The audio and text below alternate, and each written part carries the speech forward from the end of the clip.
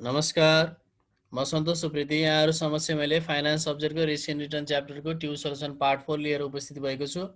हामीले हाम्रो युट्युब च्यानलमा अपलोड गरेको भिडियोहरूको नोटिफिकेसन हजुरहरूले प्राप्त गर्न हाम्रो युट्युब च्यानललाई सब्सक्राइब गरी नजिकै रहेको बेल आइकनमा क्लिक गर्नुहोला। Tube solution of risk and return part 4 tube 2062C। We have rupees 2 million portfolio consisting of rupees 1 lakh in each of 20 different stock. The portfolio has a beta equal to 1.1. हामीलाई portfolio you have rupees 2 million portfolio भनेको छ। हामीसँग 2 मिलियनको portfolio छ। यसमा 1 लाख रुपियाँको दरले 20 वटा different स्टकहरू चाहिँ छ रे। 1 लाख इन्टु 20 ले हाम्रो 2 लाख बराबरको 2 मिलियन बराबरको पोर्टफोलियो रहेछ। The portfolio has a beta equal to 1.1। Portfolio beta 1.1 छ। You are considering selling rupees 1 lakh worth of one stock. एउटा स्टक चाहिँ 1 लाख मूल्यको चाहिँ बेच्छौँ। which has a beta equal to 0.1। बेचेको स्टकको बिटा चाहिँ 0.9 सरी 0.9 छ। बेचेको स्टकको बिटा चाहिँ 0.9 छ। And is using the proceeds to purchase another stock.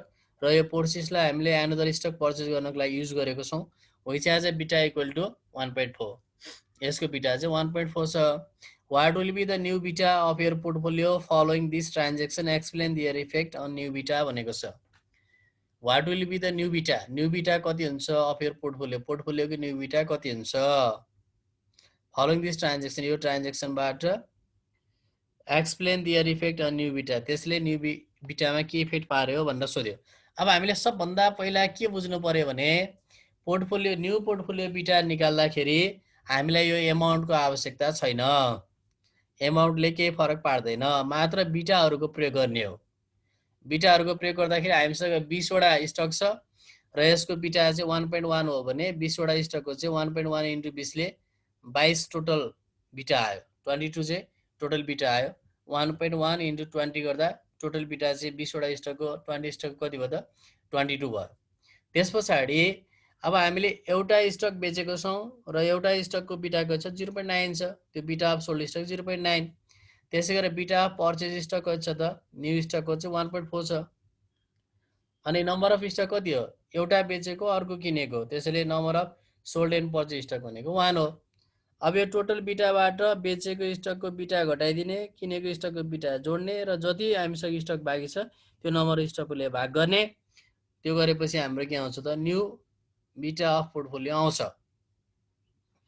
अनि बीमा if risk free rate is 5%, risk free rate चाहिँ 5% छ, आरएफ 5% छ र एभरेज मार्केट रिटर्न हामी आरएम भन्छौँ, आरएम 15% छ भने what is required rate of return of your new portfolio भनेको छ। अब हामीले न्यू पोर्टफोलियोको रिक्वायर्ड रेट अफ रिटर्न कति भनेर सोद्धाखेरि आरएफ दिएको बेला क्यापिटल एसेट्स प्राइसिङ मोडल प्रयोग गर्ने हो। आरएफ प्लस आरएम, आरएफ पनि छ आरएम पनि छ, माइनस आरएफ इन्टु बिटा। बिटा भनेको हामीले एमा निकालेका हुन्छौँ, त्यो अनुसार चाहिँ हामीले बीको सोल्युसन गर्छौँ। न्यू पोर्टफोलियो बिटा बराबर टोटल बिटा अफ 20 स्टक, 20 वटा स्टक छ त्यसको टोटल बिटा हामीले 22 निकालेको छौँ। लेस बिटा अफ सोल्ड स्टकको बिटा घटाउने 0.9। एड बिटा अफ न्यू स्टकको बिटा जोड्ने 1.4 अनि divide remaining number of stock भनेको छ। जम्मा 20 थियो, 20 मा एउटा बेच्यो अर्को थप्यो भनेपछि 20 नै भयो। यति गर्दाखेरि 1.125 आउँछ। यो बिटालाई सोझै लगेर हामीले यहाँनिर राख्ने हो बीमा 1.125 यहाँ छ। यो बिटा पोर्टफोलियो 1.125, मार्केट रिटर्न दिएको छ, risk free rate of return दिएको छ, required rate of return of portfolio भयो। यो RF plus ERM minus RF into beta P. RF 5 छ, इआरएम हाम्रो 15 छ, आरएफ 5 र बिटा 1.125। यति गर्दा 16.25% हाम्रो एन्सर भयो। त्यस पछाडि हामीलाई एमा यहाँनिर explain their effect on new beta भनेको थियो। न्यू बिटामा के इफेक्ट पर्यो भनेको छ। न्यू बिटामा हामीले कम बिटा भएको स्टक बेचेको छौँ भने बढी बिटा भएको स्टक किनेका छौँ। त्यसैले यसले गर्दाखेरि हाम्रो पहिला 1.1 भएको पोर्टफोलियोको बिटा चाहिँ बढेर 1.125 भएको छ। यही कुरा हामीले लेख्ने हो। द न्यू पोर्टफोलियो बिटा हेज बिन इन्क्रिज, बढेको छ 1.1 बाट 1.125 भएको छ। बिकज अफ सेलिङ लो बिटा स्टक, लो बिटा भएको स्टक चाहिँ बेचेको छ भने and buy high beta stock, high beta भएको स्टक चाहिँ किनेको छ भनेर लेख्ने। अब TU 2061C stock R has a beta of 1.5, stock R को बीटा 1.5 छ, stock S has a beta of 0.75, stock S को बीटा चाहिँ 0.75 छ। The expected rate of return on an average stock is 13%, average stock को beta भनेको RM हो, return of market 13% छ, and the risk free rate of return is 7%, risk free rate अफलाई हामी RF भन्छौँ, RF 7%। By how much does the required rate of return on the riskier stock exceed the required rate of return on less risky stock रे? Required rate of return risky stock को less risky stock को भन्दा कतिले बढी हुन्छ? Acid भने बढी, कतिले बढी हुन्छ भने अब हामीले रिस्की कुन हो भनेर थाहा पाउनु पर्यो। जसको बिटा बढी छ त्यो रिस्की हो, स्टक आर को बिटा बढी छ स्टक एस को भन्दा, त्यसैले स्टक आर चाहिँ रिस्की हो। भनेपछि स्टक आर को require rate of return stock S को रिक्वायर रेट अफ रिटर्न भन्दा कतिले बढी हुन्छ भने हो।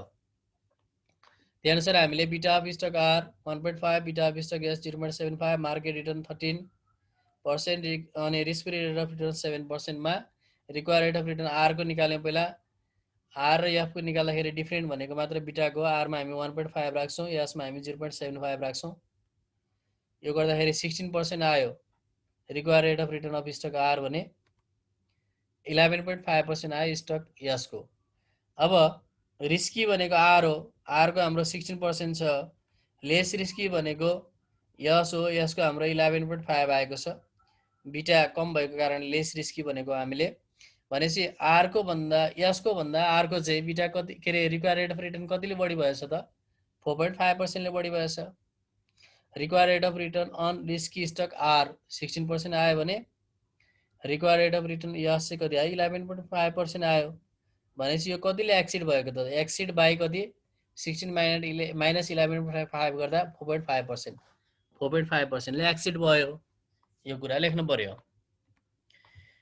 त्यसै गरेर अर्को सोधेको छ हामीलाई, explain what happens to the require rate of return if risk free rate increase from 7 to 8%। Require rate of return के हुन्छ यदि risk free rate of return चाहिँ 7 बाट 8% भयो भने? 1% ले risk free rate of return बढेको छ भने रिक्वायर रेट अफ रिटर्न के हुन्छ भनेर सोध्यो।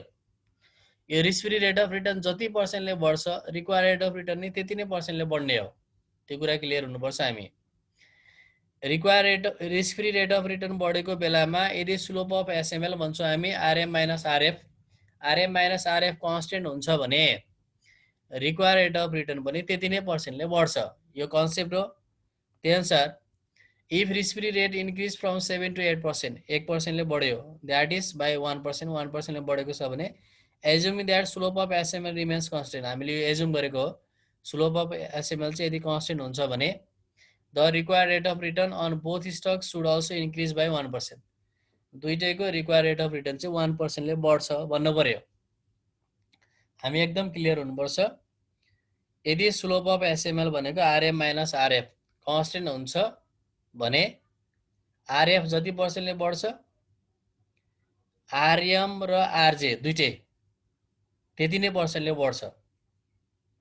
यो हाम्रो कन्सेप्ट हो, हामीले डाइरेक्ट लेख्न सक्छौँ। अहिले हामीले यहाँनिर आरएफ 7% ले बढ्छ र स्लोप अफ एसएमएल कन्स्टेन्ट छ भने रिक्वायर रेट अफ रिटर्न पनि 1% ले बढ्छ भनेर लेख्यौँ।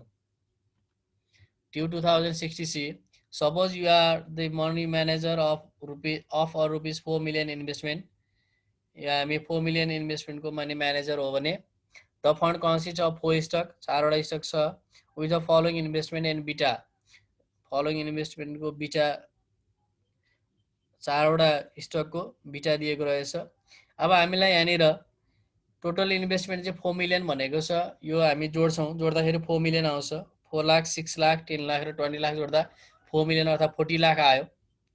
यो टोटल इन्भेस्टमेन्ट 40 लाख हो र बिटा यो छ। हामीसँग 4वटा स्टक छ।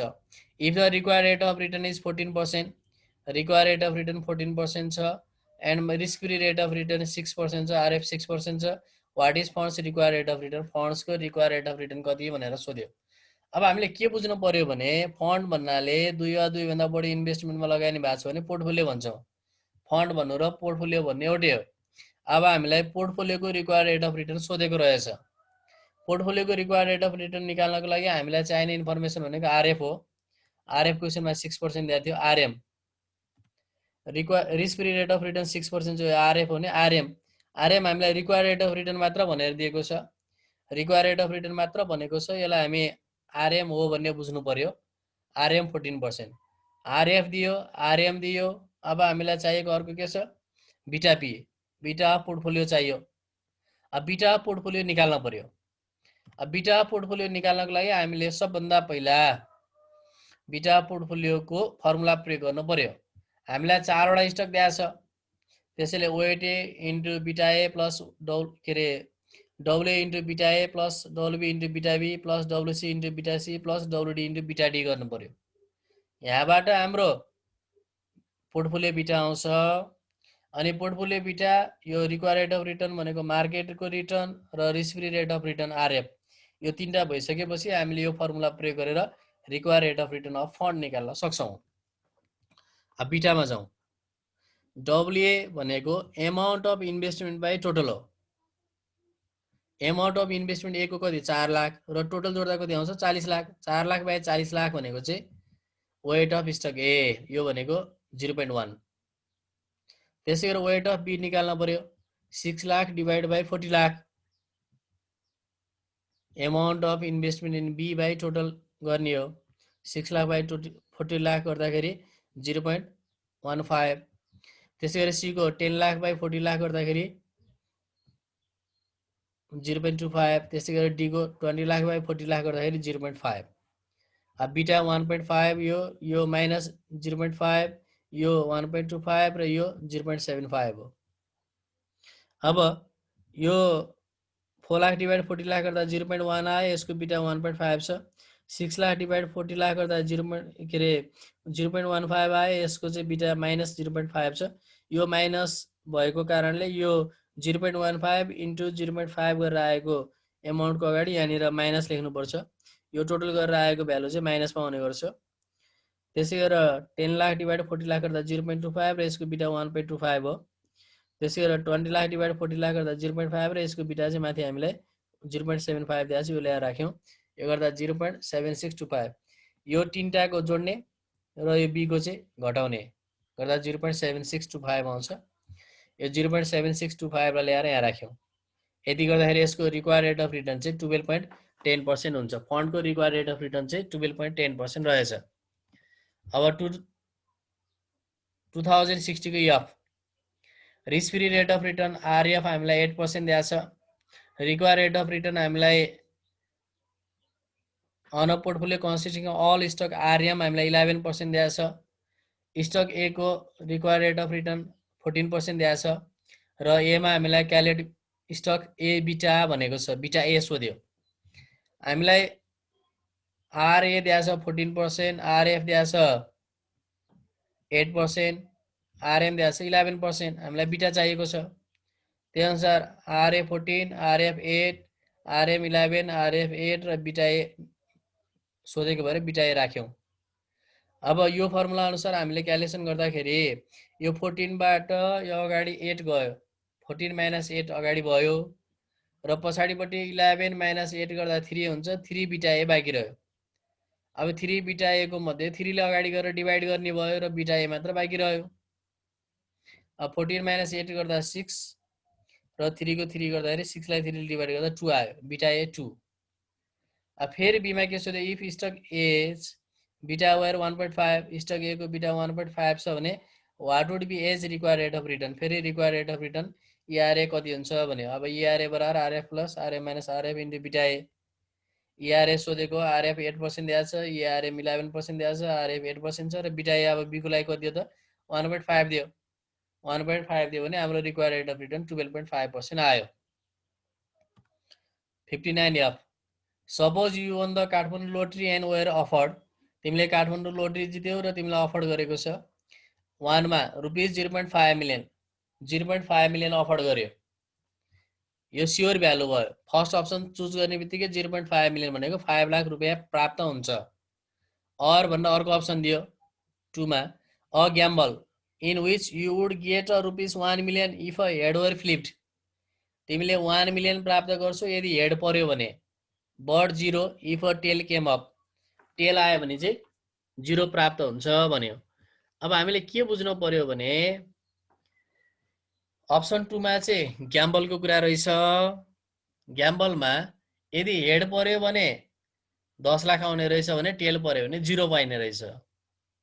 भनेपछि 1 चाहिँ स्योर भ्यालु चाहिँ रिस्क फ्री भयो, यसमा रिस्क छैन। 1 छान्छु भनेपछि 5 लाख पाए सिद्धियो। 2 ग्याम्बल चाहिँ के रहेछ त रिस्की रहेछ। टेल हेड पर्यो भने 10 लाख पाइने रहेछ, टेल पर्यो भने ऋतु हात फर्किन पर्ने रहेछ, 0 हुने रहेछ। यो कुरा बुझ्ने। एमा what is expected value of gamble भनेको छ। एक्सपेक्टेड भ्यालु अफ ग्याम्बल निकाल्दाखेरि हामीले कन्डिसन हेर्नु पर्यो। कन्डिसन हाम्रो ग्याम्बलको के छ, एउटा हेड छ अर्को टेल छ। हेड र टेल प्रोबेबिलिटी कति छ यो पर्ने, यस्तो हेड र टेल पर्ने प्रोबेबिलिटी भनेको 50-50% हुने गर्छ। त्यसैले 0.5 0.5। यसको रिटर्न के छ त, हेड पर्यो भने हामीलाई कति आउँछ 10 लाख, रिटर्न 10 लाख। टेल पर्यो भने कति आउँछ 0। अब एक्सपेक्टेड निकाल्नको लागि यो दुईटा मल्टिपल गर्ने हो, रिटर्न र प्रोबेबिलिटी मल्टिपल गर्ने जोड्ने, त्यो नै एक्सपेक्टेड रिटर्न हो। त्यसैले रिटर्न अफ ग्याम्बल भएको भएर मैले आरजी लेखेँ। आरजी इन्टु प्रोबेबिलिटी गर्ने 10 लाख इन्टु 0.5 गर्दा 5 लाख, 0 इन्टु 0.5 गर्दा 0। अब यो टोटल गर्ने, टोटल गर्दा कति आयो 5 लाख आयो। अब expected value of gamble RG बराबर sum of RG into probability हो। आरजी इन्टु प्रोबेबिलिटी गर्दा सम कति भएको छ त 5 लाख भएको छ। त्यसैले एक्सपेक्टेड भ्यालु अफ ग्याम्बल कति रहेछ त 5 लाख रहेछ। ल एक्सपेक्टेड भ्यालु निकाल्दा हामीले फर्मुला प्रयोग गर्ने हुन्छ, प्रोबेबिलिटी र त्यसको रिटर्नहरुको सम गर्ने हो। त्यही अनुसार प्रोबेबिलिटी 0.5 0.5 छ, रिटर्न एउटाको 10 लाख छ अर्कोको 0 छ। यो टोटल गर्दाखेरि 5 लाख आयो। 5 लाख नै एक्सपेक्टेड भ्यालु अफ ग्याम्बल भयो। अब बी मा हामीलाई सोधेको छ what would you take the sure 0.5 million or gamble भनेको छ। 0.5 मिलियन लिने कि ग्याम्बल लिने। अब के लिने भन्ने कुरा चाहिँ हामीले एक्सपेक्टेड रिटर्न सँग कम्पेयर गर्ने हो। एक्सपेक्टेड रिटर्न अफ ग्याम्बल कति छ 5 लाख छ 0.5 मिलियन, र स्योर भ्यालु पनि कति छ त 0.5 मिलियन छ। भनेपछि ग्याम्बलको भ्यालु 5 लाख आयो र स्योर भ्यालु पनि 5 लाख आयो। ग्याम्बलको एक्सपेक्टेड रिटर्न र स्योर भ्यालु बराबर भयो। यो केसमा हामीले स्योर भ्यालु नै चुज गर्छौं, किनभने स्योर भ्यालुमा रिस्क छैन तर ग्याम्बलमा के छ रिस्क छ। त्यसैले we would take the sure value because expected value of gamble is equal to sure value is rupees 5 lakh.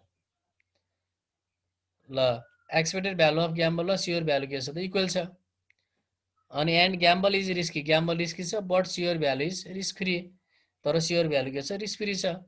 त्यसैले स्योर भ्यालु रिस्क फ्री भएको कारणले चाहिँ र दुईटैको एक्सपेक्टेड रिटर्न बराबर भएको कारणले हामीले स्योर भ्यालु चुज गर्छौं भनेर लेख्यौं। Sima if you choose the sure 0.5 million, यदि तिमीले स्योर 0.5 मिलियन चुज गर्यो भने are you a risk averter or a risk seeker, तिमी रिस्क अभर्टर हो कि रिस्क सिकर हो भनेर सोच। रिस्क अभर्टर भने रिस्क नचाहने, रिस्क सिकर भनेको रिस्क चाहने। यो हामीले अप्सन 1 चुज गर्यौं भने हामी रिस्क नचाहने व्यक्ति हौं, रिस्क अभर्टर हुन्छौं। रिस्क 2 चुज के रे अप्सन 2 चुज गर्यौं भने ग्याम्बल हुन्छ, ग्याम्बलमा रिस्क हुन्छ। हामीले अप्सन 2 चुज गर्यौं भने चाहिँ हामी रिस्क सिकर हो। क्वेशनले के भनेको छ त स्योर 0.5 मिलियन चुज गर्यो भने तिमी रिस्क अभर्टर कि सिकर भन्यो। हामीले स्योर 0.5 मिलियन चुज गर्यो भने हामी रिस्क अभर्टर हो। If you choose sure 0.5 million we are risk averter because sure value is risk free, sure value risk free छ। त्यसैले हामी चाहिँ रिस्क अभर्टर हो, रिस्क नचाहने व्यक्ति हो भनेर बुझियो। अर्को छ हाम्रो ट्यु 2058 एफ। सपोज आरएफ बराबर 9%, आरएफ दियो 9%, RM 14%, beta J 1.3, what is RJ, RJ what भनेको छ। आरजे बराबर RF plus RM minus beta, RF into beta J, RF 9, RM 14, RF 9, beta 1.3 यति गर्दा 15.5% भयो।